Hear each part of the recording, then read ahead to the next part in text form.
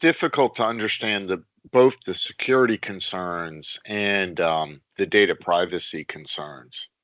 Indeed, there's a new application, new LLM almost every day, and how it's really operating is just not clear. That's interesting. Yeah, you can Google it, you can start playing around with it. Oh, this looks really good, but you don't really understand how is it actually working, what access am I inadvertently giving it, etc. So at an enterprise, I mean, it's one thing if you're just doing it for yourself, but like Alan, like you're saying, at an enterprise level, you can accidentally expose quite a bit. As you're saying, I want this, I want this, I want this, and you're giving it, it's absorbing all of that. Yeah, very, very so. And I mean, and there's state players that are financing these companies. You don't know what their motives are. Right. Well, they're not good. I mean, there are already state sponsors coming in buying companies, and there are already state sponsors bribing people. So, yeah, it's already been happening for years. This is just puts accelerators on it. Yeah, I mean, I'm not even sure I'd be very comfortable with Meta getting my data, let alone somebody else. I mean, because they're going to take, oh, it's a SaaS application, don't worry. Well, are you pulling all my data up to your SaaS application? And then what else are you doing with it once I gave it to? Yeah. Well, and even that one, let's say it's the best construction, right, that they protect themselves. But, John already mentioned it. So many of those organizations are getting breached that, you can have a good vendor, but under a breach, they steal all your stuff. Yeah, I think, was it you, John, that mentioned the T app? I mean, there's a great example. People feel like, oh, it's completely confidential. It doesn't matter. I sent you a photo of myself and my driver's license, but it's all confidential. And now it's not. Right. And apparently that fellow took some shortcuts around security. John, that's such a good practice. Like, yeah. Sorry. By the way, we segued to cybersecurity, if anybody didn't notice, but go ahead, guys. Right.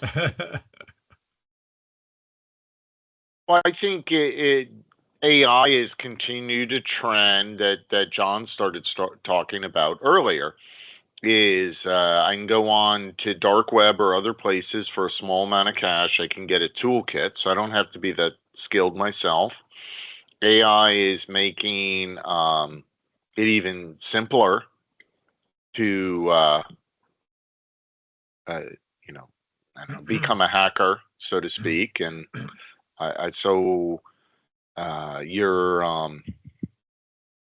you have to be on top of your defenses and trends and such. And it doesn't matter if you're big or small. I mean, I hear that from many small organizations. Well, we're small. Nobody wants to bother us. Yeah, they do. What's small? I'm not even sure. Oh, well, Alan, what'd you say? 58 employees. We're 50 people. Like, we're only 50 million in revenue. But I'm not sure that the person somewhere else in the world even knows who you really are. I'm not sure that they care. They just, want to get paid. They're opportunistic, period. Yeah. Yeah, there's going to be levels of those people. Some people that know who you are and some people that are just randomly going out. Yeah, I mean, there's definitely, you hear about it in the media. I mean, there are definitely well-organized groups of individuals who do this as essentially an enterprise.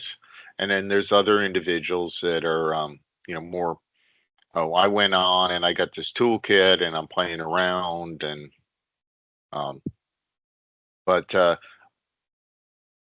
I think the problem, the biggest vulnerability in my mind is always your employees. It's always a person. And if I can create, AI is definitely crafted much higher quality spam messages, text messages, etc. Sorry, Stan, you were trying to jump in.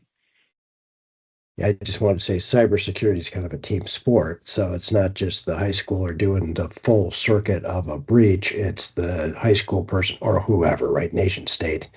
They're accumulating as much private information as they can. And then the street value of that is how they make money. But then you take 5 or 6 of these groups, buying and selling between each other, you really have, the possibility to breach that's almost untraceable. And they've kind of played off each other. They each get good at their specialty. And, you say 58 employees, is that worth it? Well, I mean, when you've got on Amazon, you've got the Chinese cloning out product lines and mimicking a product, on Amazon, that's smaller than any 58 person company. So, really everybody is a Oh, target. God, whenever I do cybersecurity, I always want to go out and buy gold.